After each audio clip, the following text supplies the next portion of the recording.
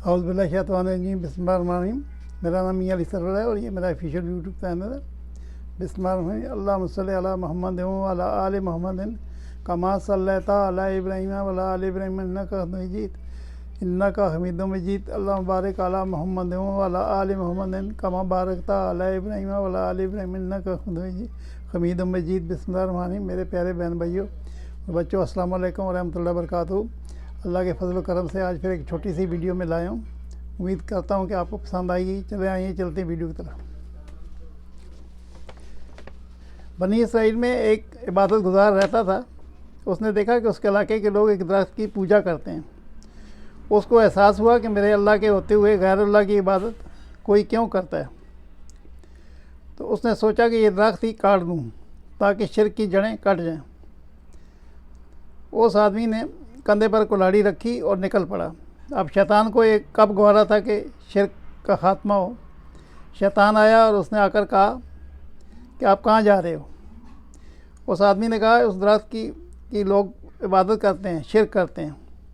मैं उस दरख्त को काटने जा रहा हूँ ताकि लोगों को शिर्क से निजात मिल जाए। शैतान ने कहा मैं तुझे जाने नहीं दूँगा। आदमी ने कहा मैं जाऊँगा। अगर तू जाएगा तो तेरे लिए एक शर्त है। अगर तूने जाना है तो मुझसे लड़ना पड़ेगा, तब तू जा सकता है। आदमी कहा ठीक है, मैं तुझसे लड़ने के तैयार हूँ।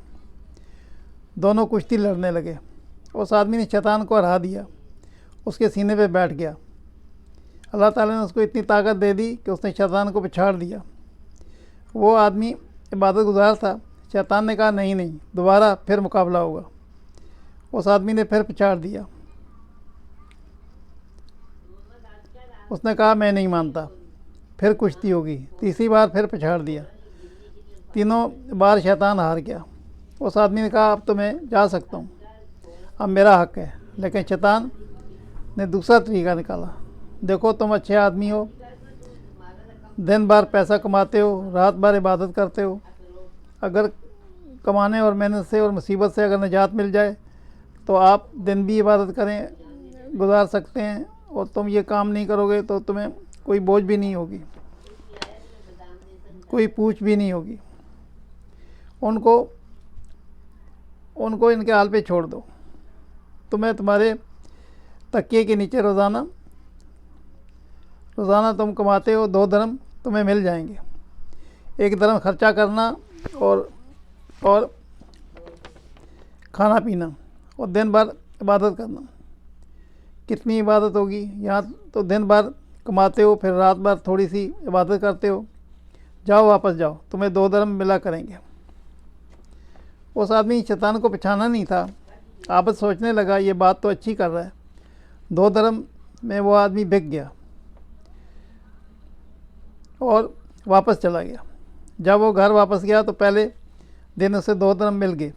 दूसरे दिन जब उसे 2 दरम नहीं मिले तो उसने कहा कि आज मैं वो दरख्त काट कर ही रहूँगा, चाहे कोई भी आ जाए। कंधे पर कुल्हाड़ी रखी और निकल पड़ा।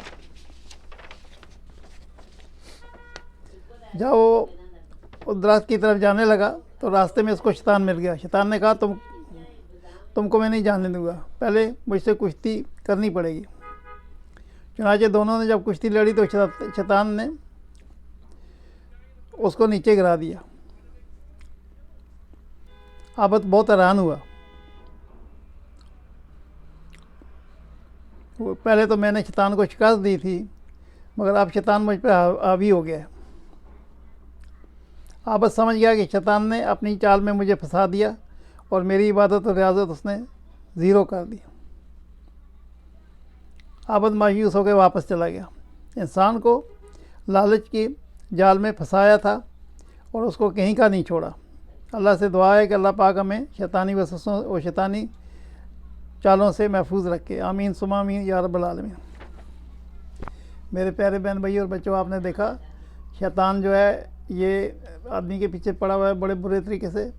कोई भी अगर नमाज़ पढ़ता है या कोई नए काम करता है तो वो रुकावट डालता है, या तो वसवसे डालता है। और फिर शैतान जो नफ्स मारा है इंसान का, ये भी शैतान का चेला है। तो वो बंदे को जब ख्यालात आते हैं तो उसकी तवज्जो हट जाती है, चाहे वो कलाम पाक पढ़ रहा है, कुरान शरीफ पढ़ रहा है या नमाज़ पढ़ रहा है।